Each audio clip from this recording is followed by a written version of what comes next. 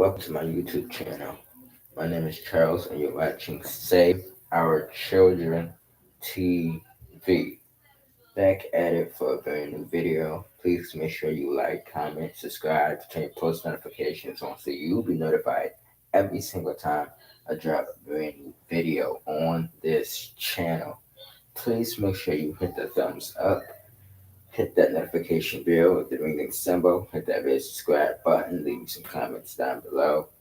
And without further ado, happy Monday, and let's get straight into our 12 stories. Now, today's stories have been crazy. We have a lot of update stories, we have a lot of stories that recently happened. And our first story takes us to Texas. And you might already heard about this story, but it's the story of the 11-year-old girl who was murdered while she was home alone while her father was at work. It's the first story we're going to talk about, so let's get straight into it.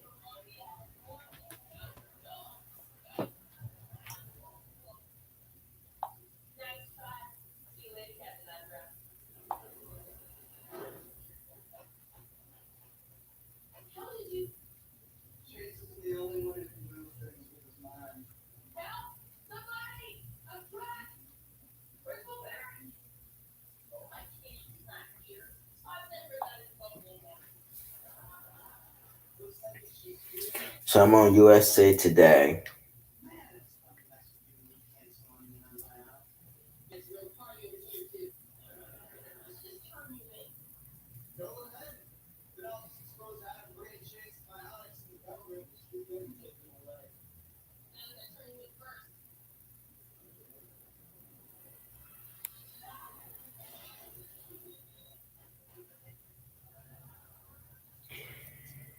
Eighteen-year-old. Can we put that again? 18-year-old is arrested for killing an 11-year-old Texas girl. Her name was Maria Gonzalez. Her body was found under her own bed. How crazy is that? One week after an 11-year-old girl was found dead underneath her bed in Texas, an 18-year-old man suspected of killing in the S word, assaulting her, has been arrested, police said Saturday. Juan Carlos Garcia Rodriguez will be charged with capital murder in the killing of Maria Gonzalez, whose body was found at an apartment in Pasadena, Texas on August 12th. The Pasadena Police Department said in a news release. Police named him as a person of interest Friday after obtaining additional evidence linking Garcia Rodriguez to her death, police said Friday. Police said he was living at the same apartment complex as Gonzalez but had since left. He was arrested in Shreveport, Louisiana, where he is awaiting extradition to Texas.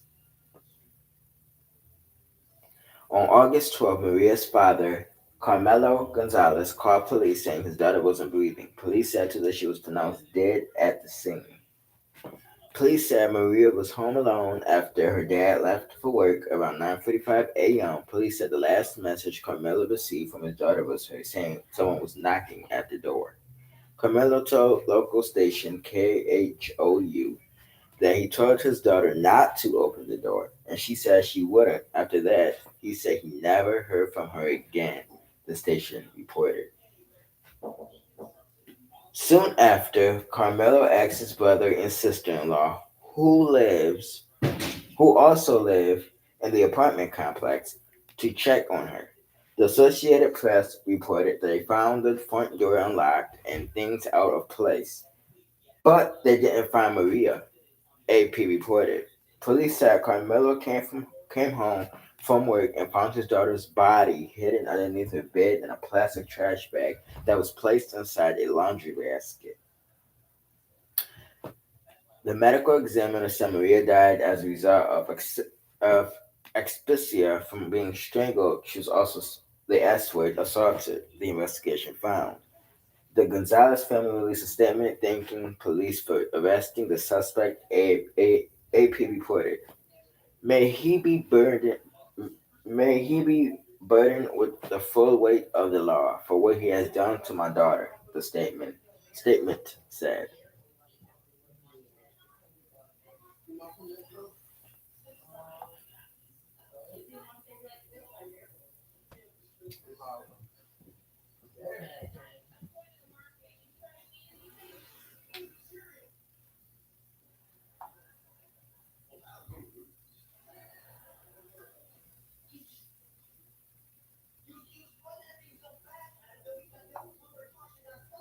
Let me read one more news article and then we'll get to our news video.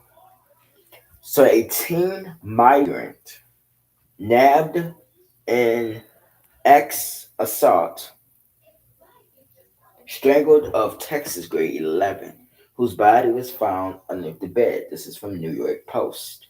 A Guatemalan migrant has been nabbed and charged with actually assaulting and fatally strangling an 11-year-old Texas girl, then stuffing her body in a laundry bag under her bed. Juan Carlos Garcia Rodriguez, 18, was on the lam for nearly a week after the horrific August 12th assault of little Maria Gonzalez and Pasadena before cops caught up with him in Louisiana on Saturday and he confessed. Houston TV reported. Rodriguez, who crossed the U.S. border with Mexico in January, self-surrendered to authorities and was then cut loose again, was charged with capital murder and is awaiting extradition back to Texas. He lived in the same apartment complex as Maria and her family outside of Houston and was tied to her brutal slaying after accidentally dropping his apartment key in their home after the crime, officials have said. The body of his young victim was found by her father, Carmela Gonzalez, in the bag under the bed at their home, authorities have said. This arrest has brought the family and community some peace, Maria's family said in a statement, according to Houston. We are extremely thankful that he cannot cause this type of pain to anybody again, the family said. I ask for those who are in charge to give us justice. May he be burdened with the full of the law for what he has done to my daughter. Carmelo Gonzalez said he left for work around 9:45 a.m. on the day of his daughter's murder, and about 15 minutes later, he got a text from the girl saying someone was knocking on the door. The dad told her not to open the door because he was home alone. Because she was home alone. I'm sorry. He repeatedly called her back, but the girl didn't answer. He returned home and made the gruesome discovery. Police interviewed Rodriguez on Monday, but then he disappeared and told his roommate he was leaving town for a job. On Friday, police in Texas identified Rodriguez as the person of interest in the case and offered a $50,000 reward for information leading to his capture, releasing an image from a police officer's body cam which was taken during his interview with cops. Pasadena Police Chief Josh Ogura told reporters that he crucial piece of evidence tied Rodriguez to the crime was a key to his apartment, which he left inside Gonzalez's home. He didn't have a key, the chief said. There was a key to the apartment in the victim's apartment. Maria had come to the U.S. with her father 4 years ago and had been living in the complex for just 3 months when the youngster was killed.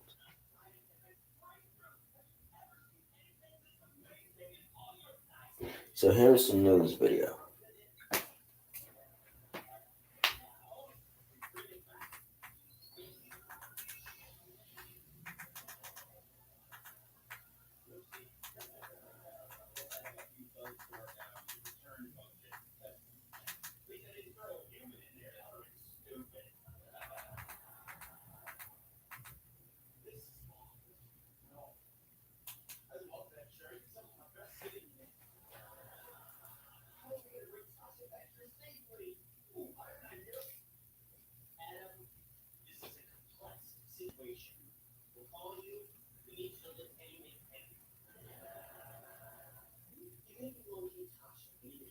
Old Pasadena girl is dead tonight. She was found stuffed underneath her own bed, strangled to death, and sexually assaulted. This horrifying discovery was made by her own father. Investigator Bill Spencer has been working this story, and he's joining us now live with what Pasadena homicide investigators have found out this evening. Bill? That's right, Danielle and Andy. In every single murder investigation, one of the first things, most important things, detectives look for is surveillance video of the crime scene. cameras that may have captured the killer on tape. But in this case, the camera system at this particular apartment complex was not working at all, meaning the cops have no video of anyone entering the apartment where this little girl was killed. They also say they have no signs of forced entry into the apartment, so how in the world did the killer get inside? All very big questions surrounding this ultra-violent murder. Quisiera regresar el tiempo atrás y vivir la vida feliz. I wish I could turn back time and live life with her happy again. Those are the heartbreaking words of Carmelo Gonzalez, father of 11-year-old Maria Gonzalez, the innocent little girl found Saturday by her father, hidden under her bed, strangled to death, beaten about the head, and sexually assaulted. It happened this weekend in the apartment she shared with her dad at the Main Village Apartments off South Main near Harris Avenue in Pasadena. Investigators say Maria was alone at home about 10 o'clock in the morning when she suddenly text messaged her dad that someone was knocking on the door. According to Carmelo, in his own words, Que alguien estaba tocando la puerta. someone was knocking on the door, but I told her, well, don't open it because I'm about to get home. She said, okay, I am in my bed. It was later that day that Maria was found murdered about 3 o'clock in the afternoon. Police say there were no signs of forced entry, that the apartment door was found closed but unlocked. Tonight, Pasadena police homicide detectives say they are gathering DNA evidence from several individuals, but there are no suspects at this time and no motive for this vicious killing. Now, Pasadena police say they have had a great deal of trouble talking with other residents of that apartment complex as they look for information and clues about this crime. If you have any information about this brutal incident, you're asked to call the Pasadena Police Department Homicide Division. Live in the newsroom, Bill Spencer, KPRC 2 News. And this is the next one when they found the suspect.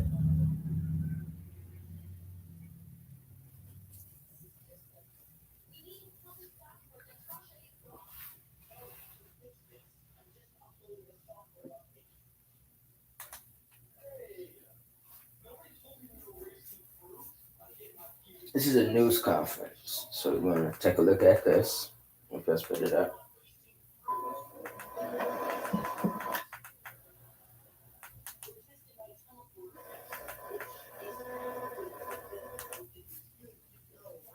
This is the update that they're giving when they found the suspect.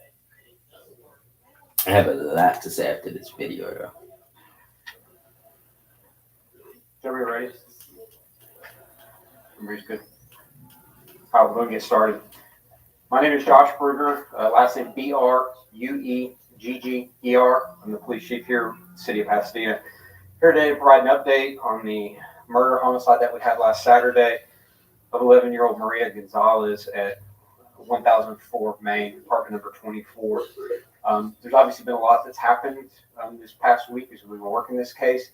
Before I get started, I'd be remiss not to recognize all the investigators and the officers that made the scene. As you can imagine, cases like this, especially involving children, not only is it traumatic for the victim and their family, it can also be hard on the first responders as well. And they have worked their tails off this week to get us to the point that we're at right now. A couple of things I just want to touch on. There's been a lot of talk this week about the maintenance folks out there, whether they've been cooperative, not cooperative, suspects, things like that. I just want to clear that up real quick and just say that the maintenance staff out there has been cooperative. At this point, there is no reason to believe that any of them have been involved.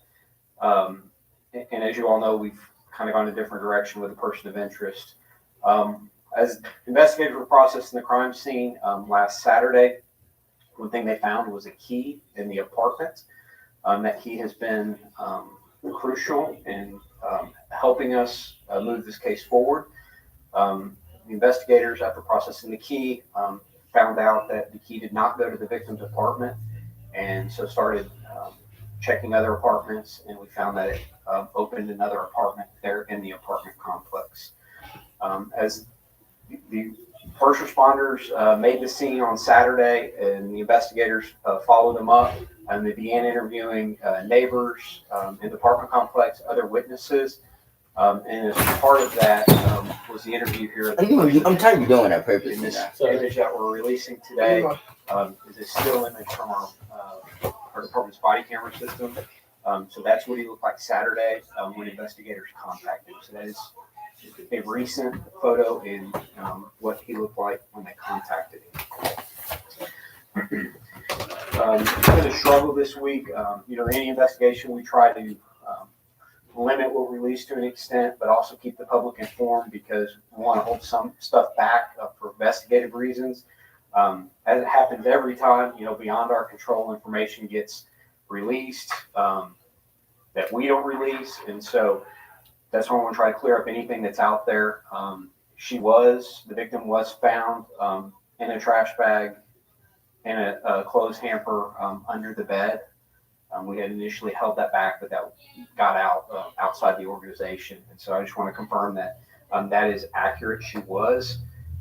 We have turned over quite a bit of evidence to the Institute of Forensic Sciences in Harris County, which processes all the DNA evidence. And so they've got that. I will say we have a DNA sample from our person of interest on Saturday when investigators were out there as part of the investigation. So we do have something to compare to. So at this point, we're waiting on DNA to come back. No arrests have been made. This 18-year-old Juan Carlos Garcia Rodriguez is a person of interest. He was living there in the apartment complex. He was last seen in the apartment complex at 4 p.m. Monday. His whereabouts are not known. We've been asked several times over the last 24 hours. I'm going to pause it because we got a lot of stories to do. But he was later identified as a suspect in the case. This is what I want to say about this particular story. What I want to say is that, one, and I'm not blaming the father, right? Because you got to go to work, make money home for family. Personally, because you live in Texas, which is a state that is very, very dangerous, I wouldn't have left an 11-year-old home alone. I just wouldn't feel comfortable because I know Texas, what it is.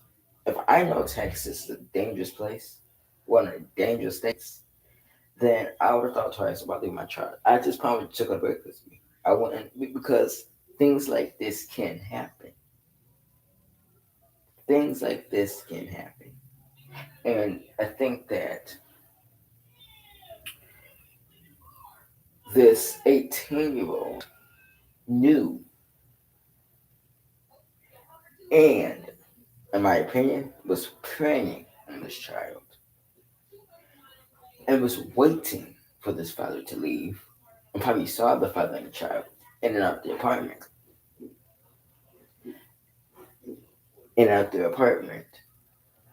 And then waited till the father went away to make his move. A lot of times, that is how predators make their moves. So if you're not careful, and if you not know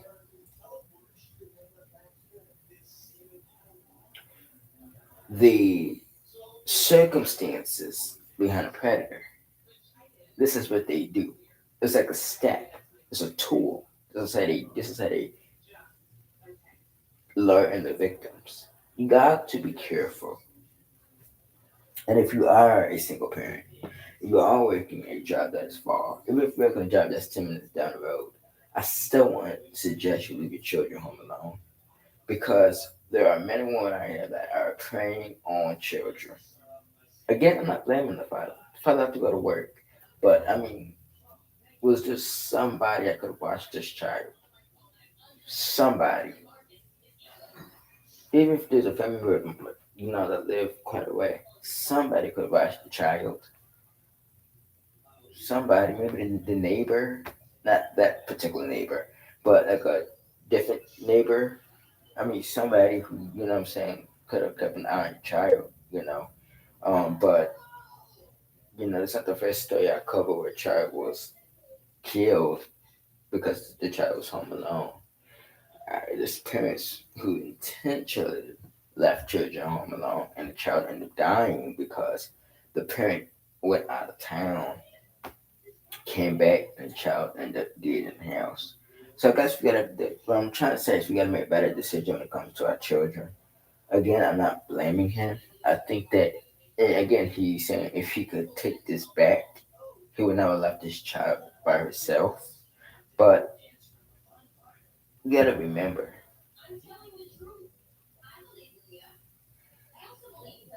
when things like this happened, there's trauma, and his family is going through it.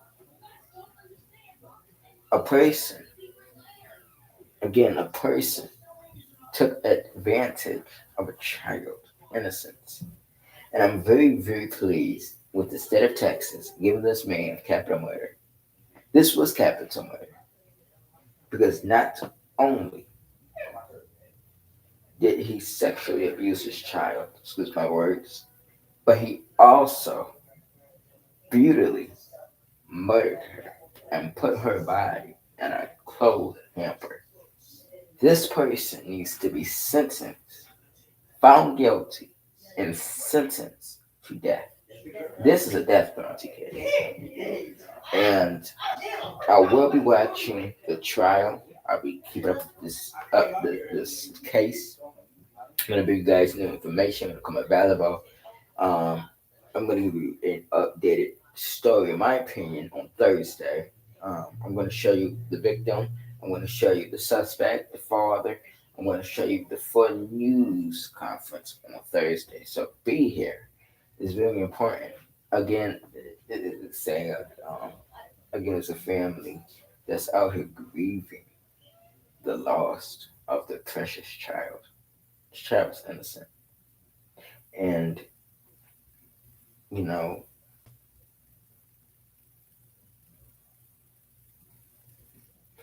you had a guy who was selfish,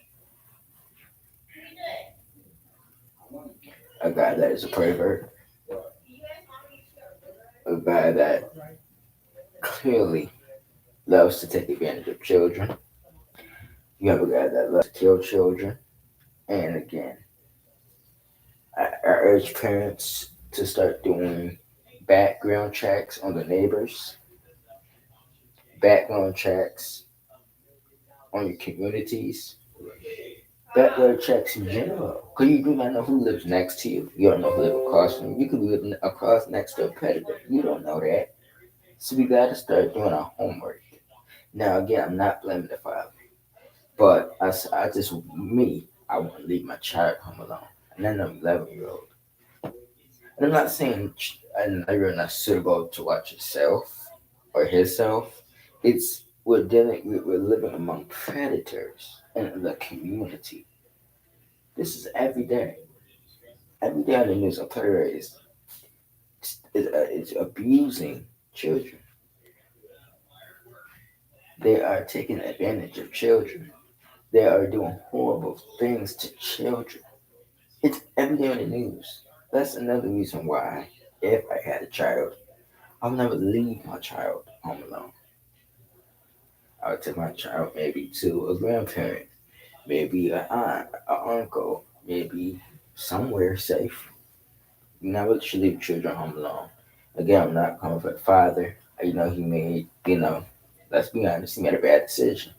But again, it's not his fault that his child, was brutally killed.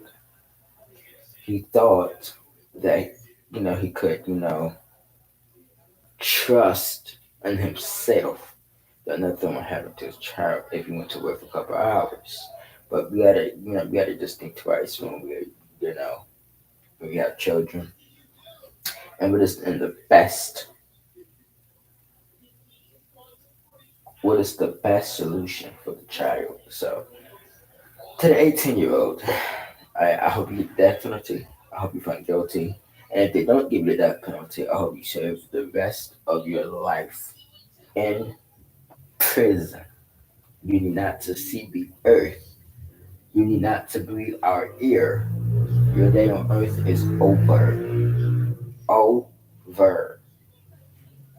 To the father and the family, condolences, and justice will be served.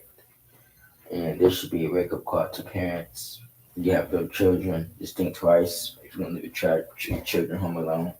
um, because we do and we are dealing with predators, and you just don't know, who live amongst you, next to you, across from you, diagonal. You just don't know. You got to be safe out here. To the victim, 11-year-old Maria Gonzalez. RIP, you do not deserve what happened. And that community of Texas and the whole nation is hurting because of your tragedy. It's hurting. Keyword is hurting. And every one of us in America is hoping and praying not only you get justice, but that a change in America will come. And that change in America is that we do our homework before leaving our children home alone. So, again, condolences. You deserve that, and no one deserves that. And you are an innocent victim. And I believe that you will get justice. And I also believe that there's going to be a community chanting your name and your honor.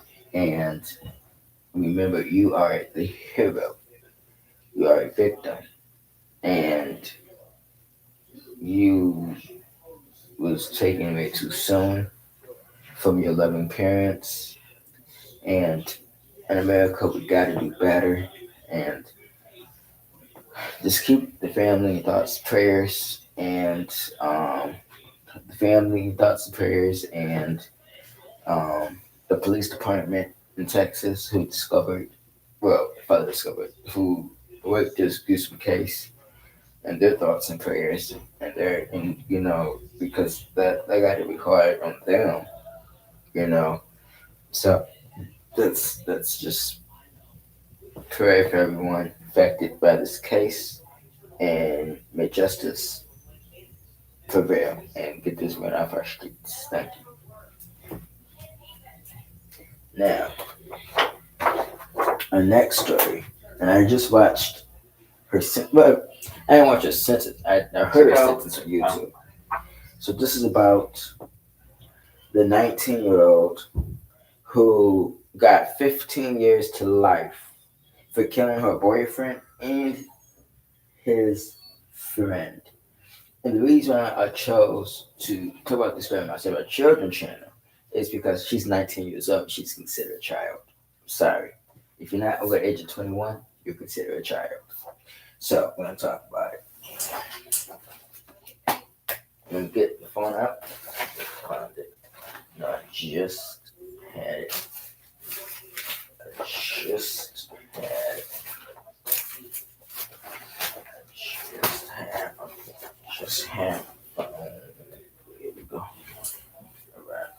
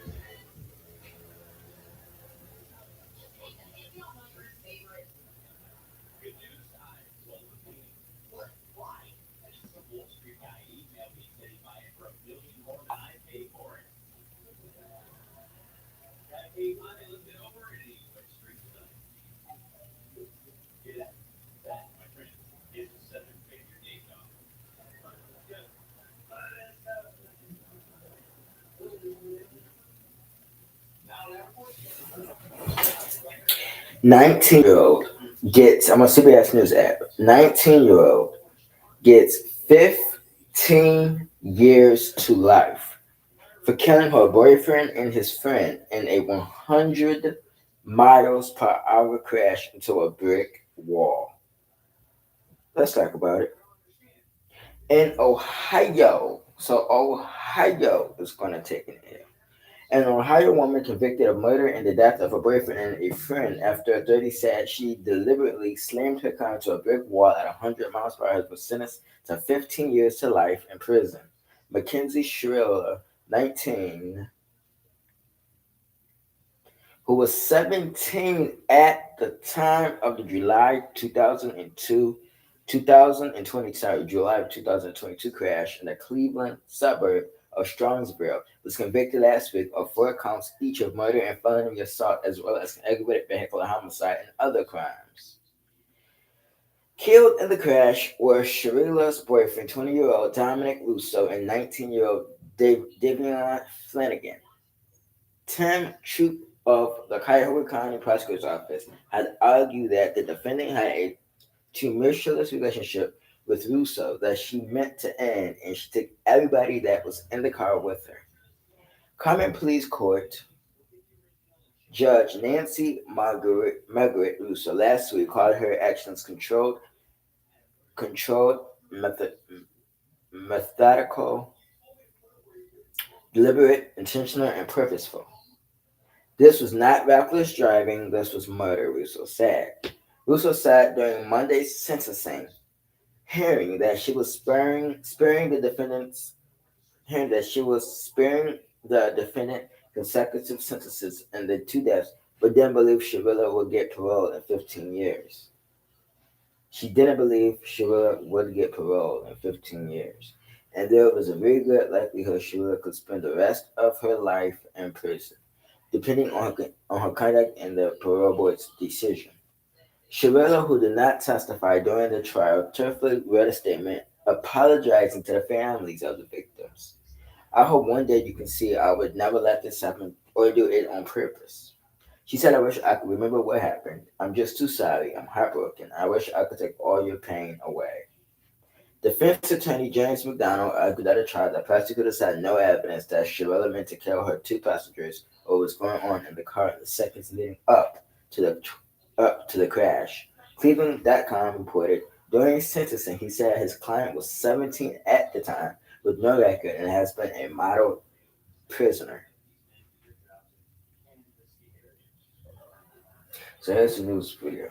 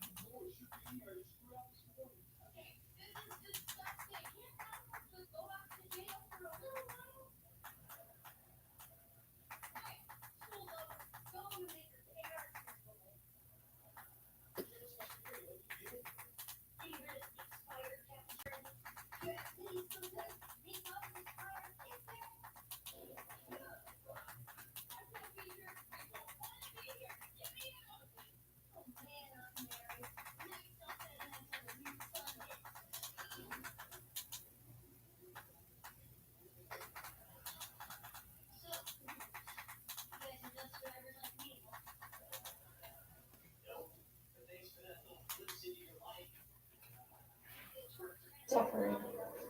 And all of their lives have been irrevocably changed because of the actions of the defendant. The unintended and collateral consequences of a selfish, intentional, and cruel decision by Mackenzie will ripple forever in time. It's literally changed history because it's ended 2 lives.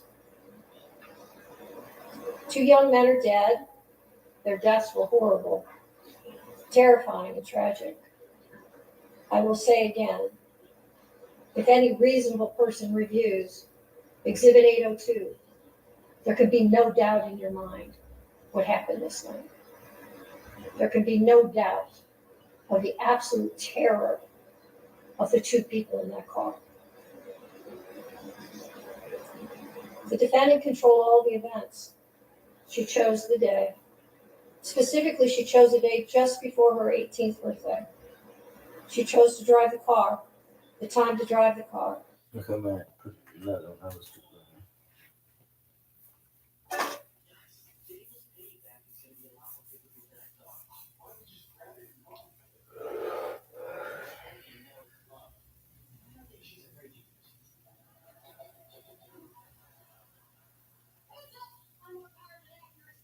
Were controlled, methodical, deliberate, intentional, and purposeful. This was not reckless driving. This was murder. 19-year-old Mackenzie Sherilla crying uncontrollably as the judge declared her guilty on multiple counts of murder in the deaths of her 20-year-old boyfriend Dominic Russo and his 19-year-old friend Davion Flanagan. She was convicted on all 12 charges she was facing, including those of felonious assault and aggravated vehicular homicide. She had a mission and she executed it with precision. The judge said Sherilla, who was 17 at the time of the crash, had morphed from a responsible driver with 2 passengers into, quote, literal hell on wheels down an obscure route that she had just visited a few days before, pushing the pedal to the floor, demanding an ultimate speed of 100 miles per hour. The intent was obvious upon seeing that video that there was only one goal, and the computer demonstrated that there was no attempt to slow down or stop, that it was full speed into a building. And tragically, it cost 2 people their lives. The prosecution says Sherilla crashed the car in July 2022 to end her toxic and tumultuous relationship with Russo, and that Flanagan was just backseat cargo. Flanagan's mother telling us today she agrees with that take. We are just thankful that we feel justice was served today. There's not a day that goes by that we don't miss our son, and justice was served for him today. But honestly, there's no winners here. There's no winners here today. All right. So she got 15 years to life. For 2 murders. Now, the reason why I chose to talk about this story is because 1, she was 17 when it happened. 2, she was 18 when convicted. 3, she was 19 when she was sentenced. And number 4, I don't think if a man committed the same crime, killed 2 people, his girlfriend and her friend, he would have got, for 2 murders in Ohio, he would have got life in prison without the possibility of parole, and or he would have got the death penalty. So what I'm saying is, I think this woman is over her head, crying and all this extra stuff. You took 2 lives because you were being what we call ignorant. You were selfish. And at the end of the day, the only time you got was 15 years of life, which means you will be out of prison in the next 15 years. So at the end of the day, while you crying, these 2 individuals will never see the light of day again. You killed them. You killed them out of ignorance. So I think that there's a saying: women love to bash men, tell men how they this and all that. But you have a 19-year-old in an Ohio, matter of fact, is going to an Ohio prison after being found guilty of 2 murders for 15 years to life. You have a woman who did this to 2 men. And that's who we do not see. Nobody advocating for these two men who were killed. No one's saying that, this is what happened when you get with women. You see what I'm saying? Now, if roles were reversed and these 2 men drove reckless, or one of them drove reckless and killed this woman and her boyfriend, or killed her and other and the boyfriend's friend, then they were an outrage because a woman was killed. So I think we gotta just, driving 100 miles per hour because you're upset with your boyfriend. There's no excuse to put the public lives at risk. She could have killed a child. She could have killed a family in a vehicle, walking a crosswalk. She could have killed anybody, an elderly person, an elderly couple walking a crosswalk, crossing the street in a car. You just don't know. Speeding, flying down the road because you're upset. So you wanted to take people's lives because you're upset. That means you need to go see somebody about your anger. You clearly have anger issues. And anytime a man is dating a woman with anger issues, you sign the form. And when you sign that form, you're allowing this woman to be reckless.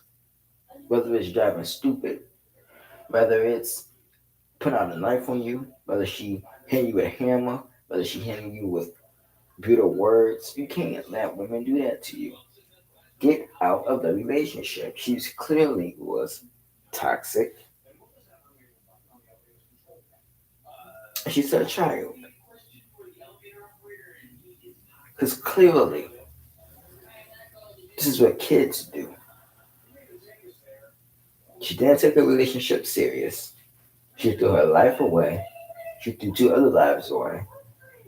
Now they can't grow up, go to college, maybe play sports, maybe be advocates in their community, maybe play football, be with their family because she took their lives because she was upset.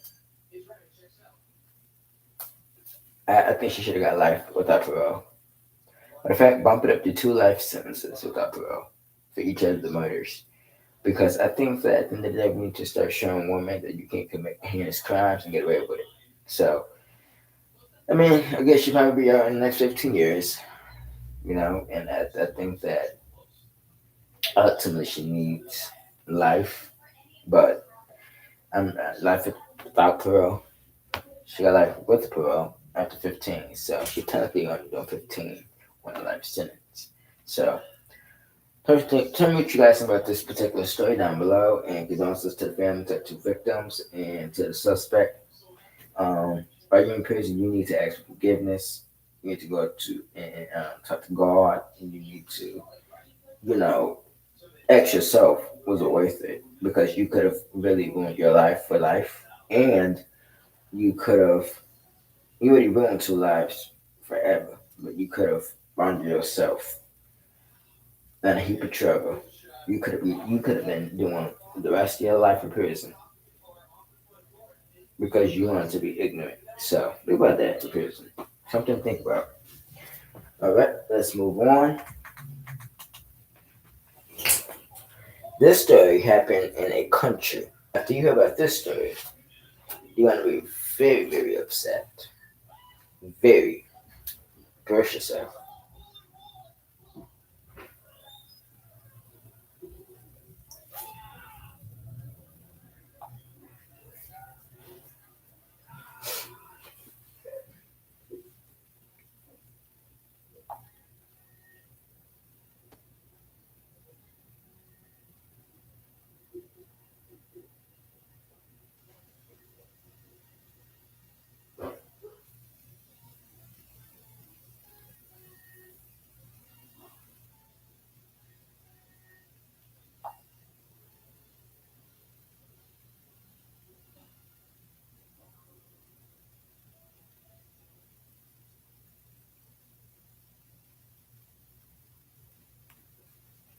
So let's see what this happened at England.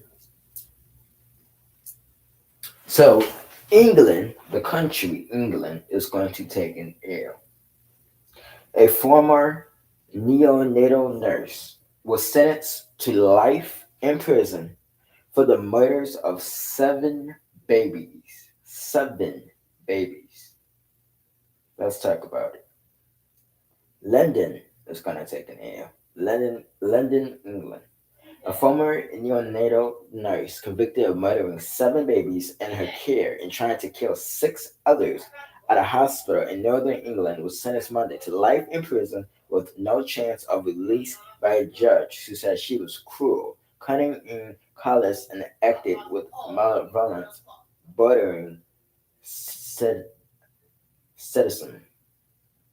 Lucy Letby, who refused to appear in court for sentencing, or to face an outpouring of anger and anguish from grieving parents, was given the most severe punishment possible under British law, which does not allow the death penalty.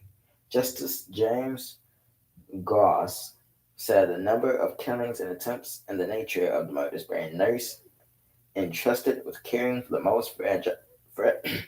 most fragile infants provided the exceptional circumstances required to impose a rare whole life order. Only there, only 3 other women have received such a harsh sentence in the UK. There was a deep malevolence bordering on sadism in your actions, Goss said, addressing the absent defendant who would be given a transcript of the proceedings during the course of this trial. You have quarterly denied any responsibility for your wrongdoing. You have no remorse. There are no mitigating factors.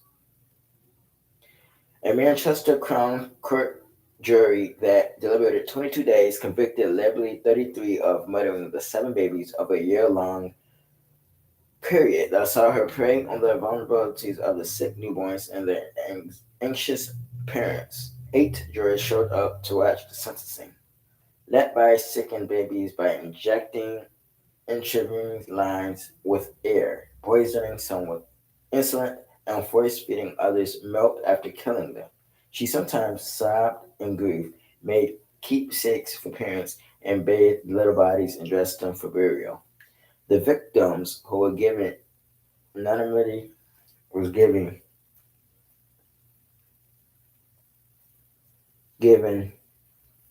anonymity and listed only by letters such as Child A and Child B died in the neonatal unit at the Countess of Chester Hospital in northwest England between June 2015 and June of 2016.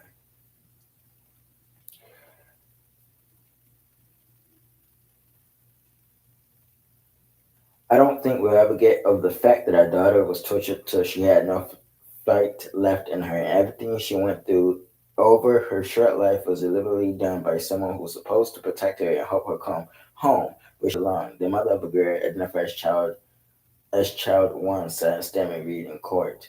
The judge said no one but Letby knows what drove her through some parents' ventured theories. She wanted to play God. She needed attention, drama, and sympathy in her life, or she wanted to be remembered. Prosecutors Nicholas Mayer said Letby maintained her innocence and that there was nothing he could add that would be able to reduce her sentence. A mother who convinced her twin boys through in vitro fertilization said there were no children in the world more wanted than them and didn't know if she would have others. Letby killed one, Child E, and left Child F with learning deficiencies his mother attributes to insulin poisoning. She became emotional as she described the regret she has every day for letting Letby spent the final moments of the child's E's life bathing and clothing the boy in a wood-long gown. He was buried in that gown, a gift from the unit chosen by Lucy, she said. Other families also suffer multiple tragedies since Letby took 3 sets of twins and a set of triplets. Another mother of twins was left to grieve the loss of a son and blame herself on her family members who had been vigilant to watch over the second infant after the first one's death, let their guard down, and Letby struck again, harming the boy's sister who survived. Little did we know you were waiting for us to leave us so he could attack the one thing that gave us a reason to carry on in life, the mother said. The parents of triplets lost 2 of their babies, and the third survived after being transferred to another hospital. The couple said a video played in court that Letby had gone through lives. The anger and the hatred I have towards her would never go away. The fellow said it had destroyed me as a man and as a father. One father called Letby the devil and said she tried to kill his daughter twice. The nurse didn't succeed, but the girl was left blind with brain damage and had to be fed through a tube. Every day I would sit there and I pray, I would pray for God to save her. The father of child G said he did. He saved her, but the devil found her. That by absence, which is allowed in British courts during sentencing. Fueled anger from the families of the victims who wanted her to listen to statements about the devastation caused by her crimes. Politicians and victim advocates have called for changes in the law to force criminals to appear for sentencing after several high-profile convicts chose not to face their victims in recent months. British Prime Minister Rishi Sunak, who called the crimes shocking and horrifying, said his government will bring forward and due course a plan to require convicts to attend the sentencing hearings. It's cowardly that people who commit such horrendous crimes will not face the victims and have firsthand the impact that their crimes have had on them and their families and loved ones, Sunak said. Also planned this is independent. I'm going to say this. One, the hospital, I'm going to put advice to the family for a second. I would sue the hell out of the hospital. I'm going to tell you why. I believe the hospital knew what she was doing. You can't cover that stuff up. The hospital knew what she was doing, and they continue allowing this woman to watch these children, monitor these children, and abuse these children, and kill these children. I will sue the hospital. I will sue this evil, wicked woman. Even though she's in jail, I will make sure every profit, that every money she received in prison goes straight to the motherfucking victims. Because at the end of the day, she caused a big, humongous tragedy in British history. She killed multiple children, and tried killing a dozen others. This woman should never been allowed to work in a hospital. In America, if a woman or a man was even caught abusing a child, that would have been reported ASAP. Someone refused to report this. This was child abuse. So somebody failed to do the job as they were working in a hospital. This should have been reported to the police. This should have been reported to children's services. This should have been reported to this woman should have a long time ago been under investigation.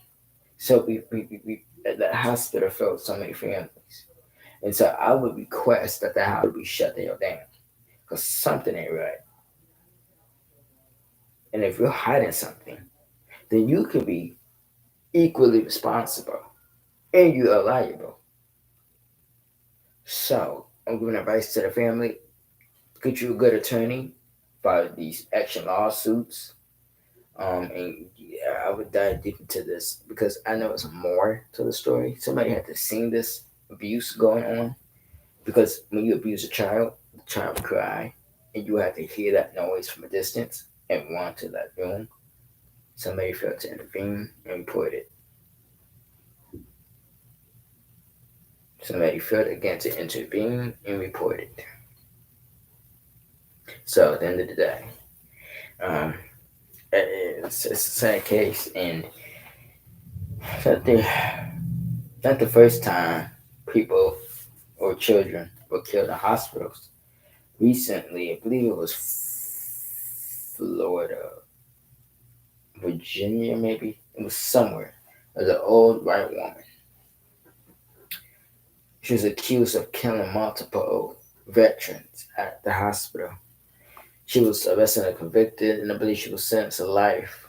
We gotta be better at who we're hiring to oversee our children, overseeing adults, overseeing elderly patients, the vets, you know what I'm saying? Because we're trusting people to look over our loved ones, not to abuse them, not to take advantage of them, not to, you know what I'm saying, kill them, not to blind them or to really abuse or attack them. You know, and some people don't take their job serious. You know, you have the job to commit a crime while at work, just not okay. So British, yeah, dropped the ball on this, and the only way to fix this is start doing background checks on these employees who you're hiring at these hospitals. Secondly, again to the family, get that lawsuit ready. Get that lawsuit ready. Condolences to all them children who was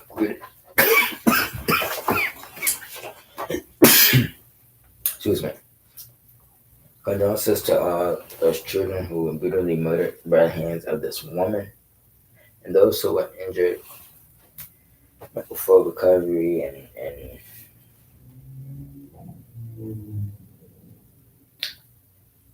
it's sad. It is.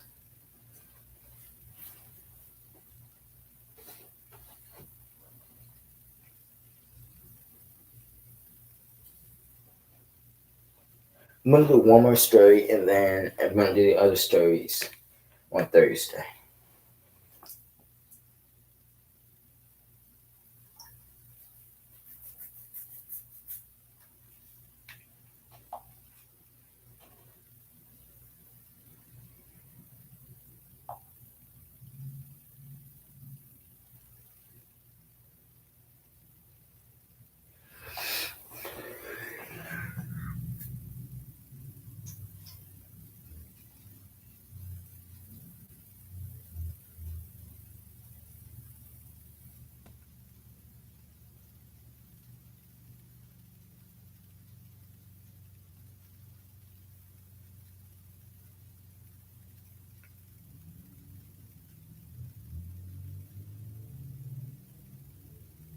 This happened 7 hours ago. Last story.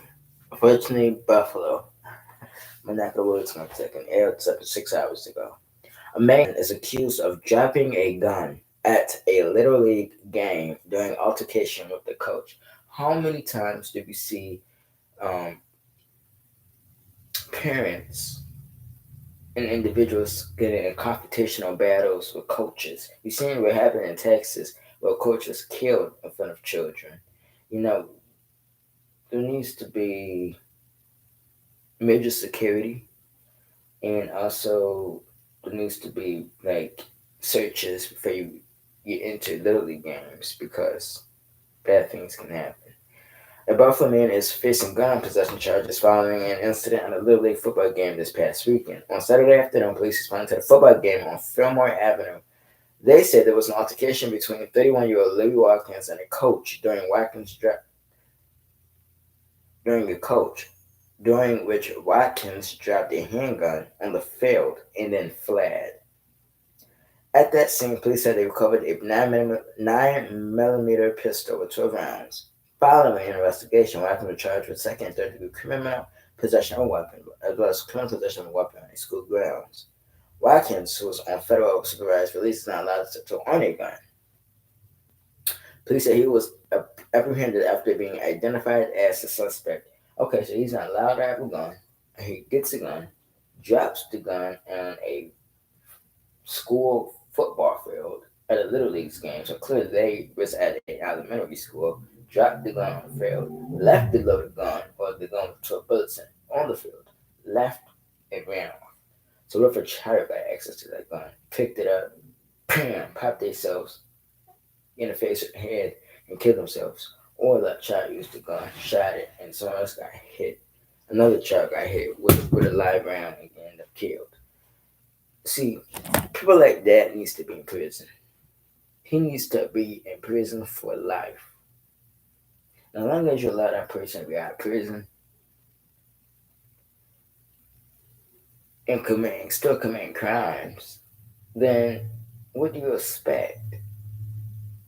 He's now bringing guns on school grounds. That should be a security concern. 2, we can already tell this is a violent offender. So why is he not already incarcerated? And again, that's why the system is very broken. But it's up to us to fix that. It's up to us to, we need to fix this broken system. And we need, people, who, what I'm saying, like, especially when you're working in a court system, to take your job serious. We talk about a man who dropped a gun, who should not have a gun on a school ground during a Little League game. Dropped the gun, and the child could have got access to it. Someone could have got shot by that gun. So, advice to the courts, police, think twice when you allow people like that back on your streets. Because one thing for sure, and one thing for certain, as soon as you let him out of jail, that's what he's going to do. Break the law again. So you hoping him break the law. You just releasing him. No, he's just picking up another charge. Come on, people. He's a violent person. And he should have got life in prison. He's obviously against society. I guarantee they're going to get, 25 to 30 years. He'll be right out. But he needs to be doing hard time. Because this is not okay. You don't bring a gun on school grounds and think that's normal. It's not normal. So, I'm glad nobody picked that gun up. I'm glad no children picked that gun up. I'm glad that gun was picked up by officials, taken to the police. And I'm glad this individual was arrested and charged. Like, comment, subscribe, turn your post notifications on. And I will give you guys the rest of the stories on Thursday. This turned to a long video already at 10 minutes and 47 seconds. So it's a long video. So I'm going to cut it here. And I'm going to let you guys go for the day. I will see you guys on Thursday with the rest of the stories. So have a great, great Monday. Peace.